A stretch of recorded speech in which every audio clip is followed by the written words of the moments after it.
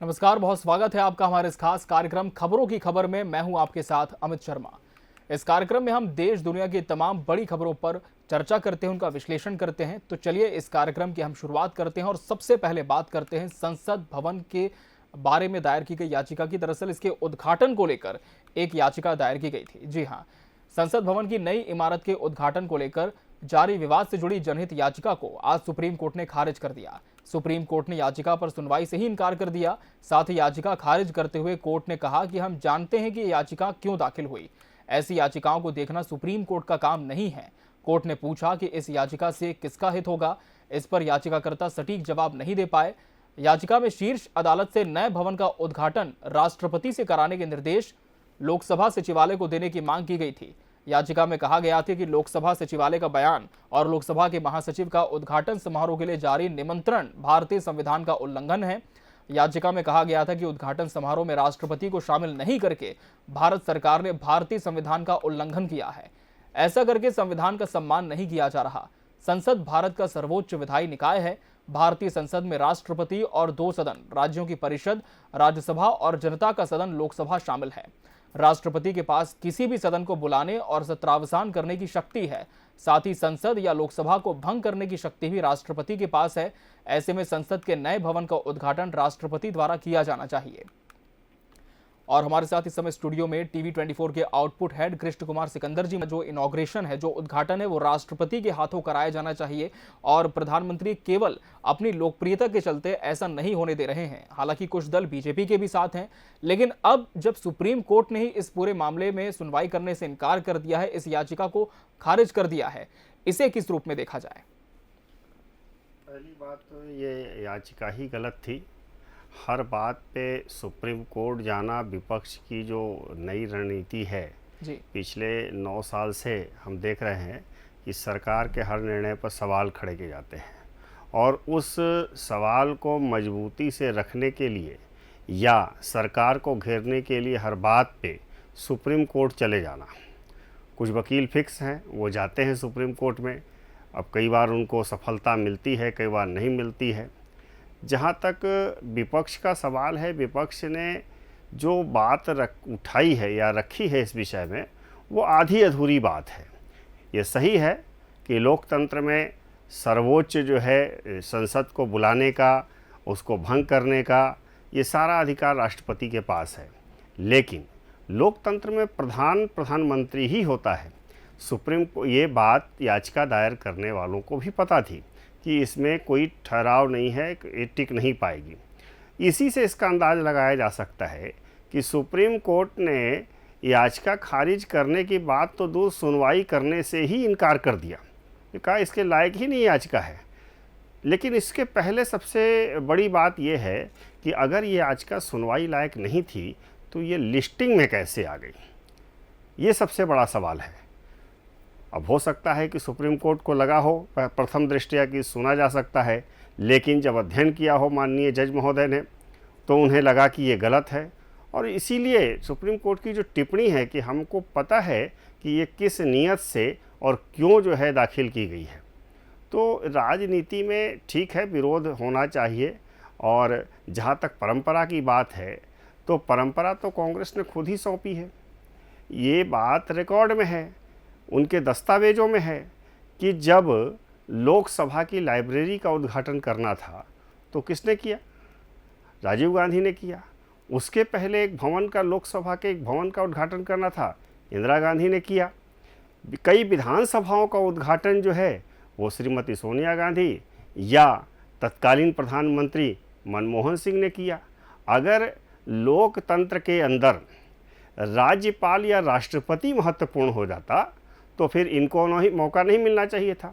मणिपुर विधानसभा का मामला हो, तमिलनाडु विधानसभा का मामला हो, दोनों ही विधानसभा के उद्घाटन में श्रीमती सोनिया गांधी वहां मौजूद थी, विधिवत उनके शिलापट पर नाम लिखा हुआ है। तो श्रीमती सोनिया गांधी तो किसी पद पर भी नहीं थी।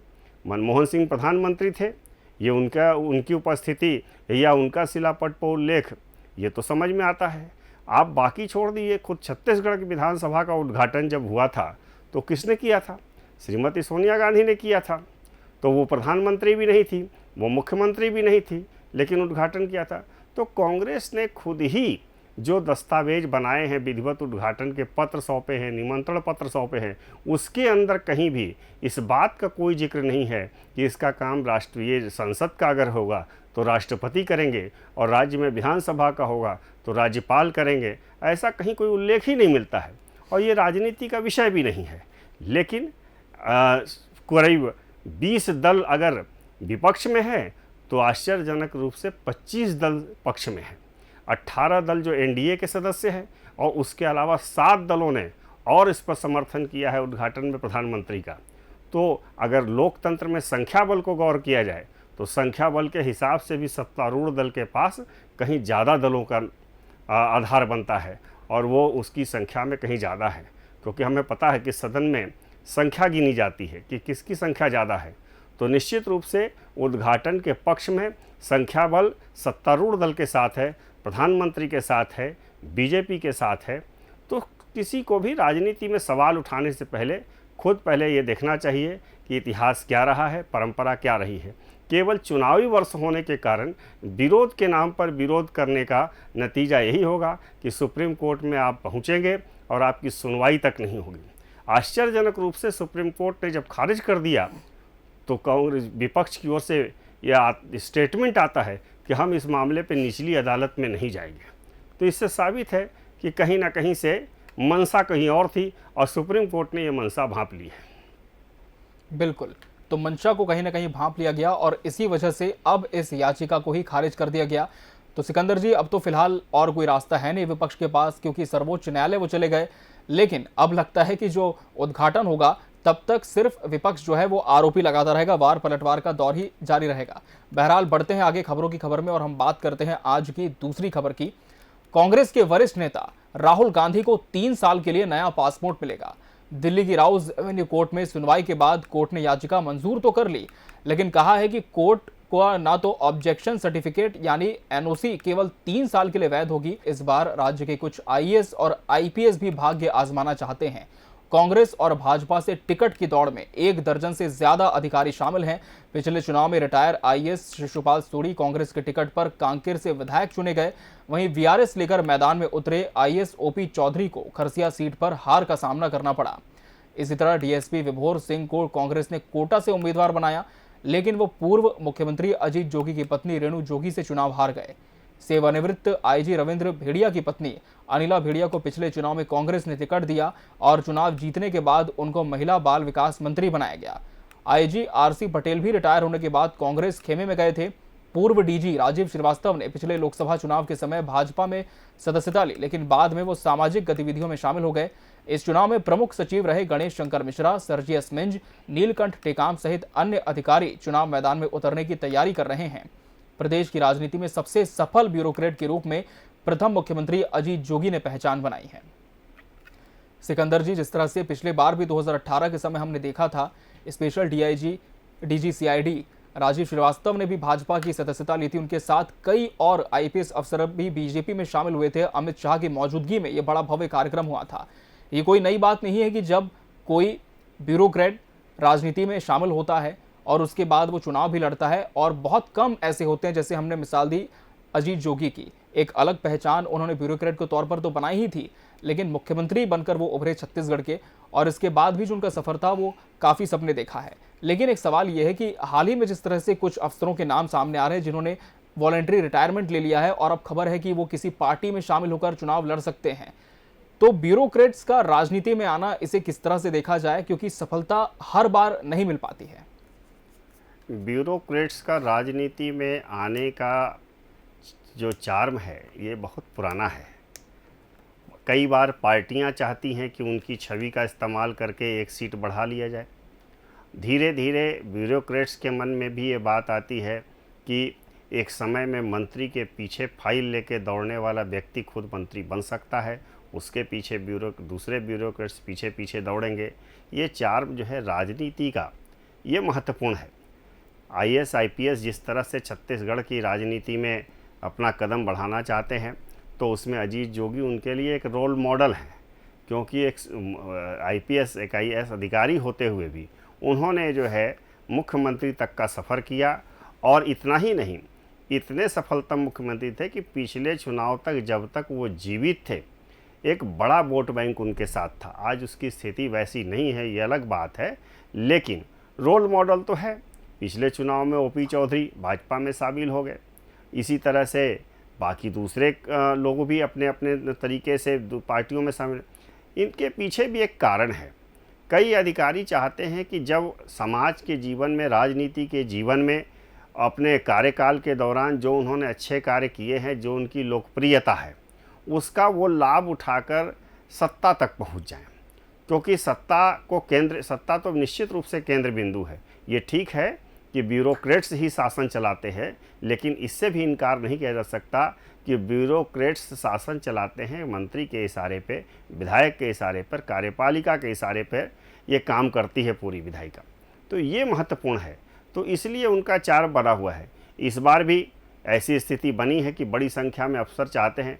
अब रह गई बात कि कौन किस पार्टी में जाने की बात है, तो अलग अलग पार्टियों के प्रति हर दल में, चाहे कोई भी व्यक्ति हो, अधिकारी हो, सामान्य कर्मचारी हो, आम नागरिक हो, सबका किसी न किसी विचारधारा के साथ जुड़ाव होता है।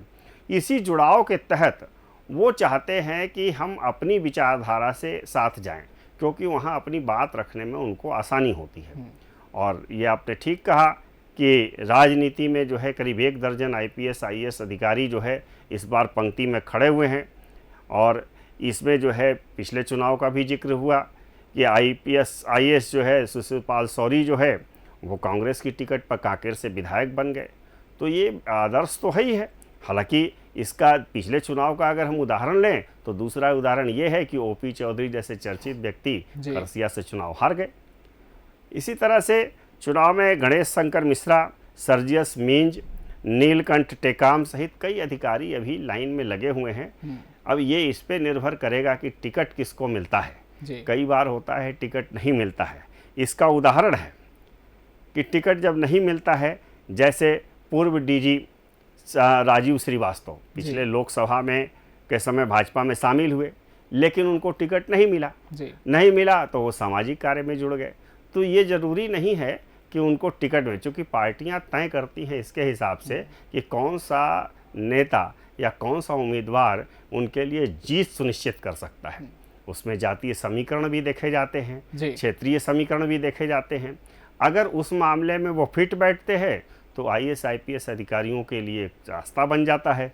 अगर उसमें वो फिट नहीं बैठते हैं तो हो सकता है कि उनका जो है एक दांव भर रह जाए। बिल्कुल। और किसी पार्टी से जुड़ जाने के बाद एक समस्या और भी खड़ी होती है कि आप अगर किसी पार्टी से अगर चुनाव लड़ लेते हैं तो भविष्य में अगर दूसरी पार्टी की सरकार बनती है और आप विधायक नहीं रहते हैं, आप IAS अधिकारी ही पूर्व अधिकारी रहते हैं, तो आपको दूसरी समस्याओं का सामना करना पड़ता है। तो मेरा मानना है कि IAS IPS अधिकारी अगर उनके पास गारंटी है टिकट मिल जाएगा, चुनाव जीत जाएंगे, तब तो अच्छी बात है। नहीं तो उनको समाज सेवा, चूँकि IAS IPS की जो पढ़ाई होती है वो बहुत कठिन पढ़ाई होती है। उसके अंदर उन्हें शासन प्रशासन चलाने का तरीका उनको बताया जाता है। तो इसलिए उनका योगदान समाज के अंदर अच्छी व्यवस्था बनाने में हो सकता है। और मेरा मानना है कि राजनीतिक दलों को भी चाहिए कि ऐसे अधिकारियों को इस तरह के कामों में लगाए, बजाय चुनाव लड़ाने के, तो कहीं बेहतर होगा। बिल्कुल। सिकंदर जी, आपको बहुत बहुत धन्यवाद खबरों की खबर में दर्शकों को तीनों खबरों पर विस्तार से विश्लेषण देने के लिए। इसी के साथ हमारे इस आज की पेशकश में फिलहाल इतना ही। मुझे दीजिए इजाजत। नमस्कार।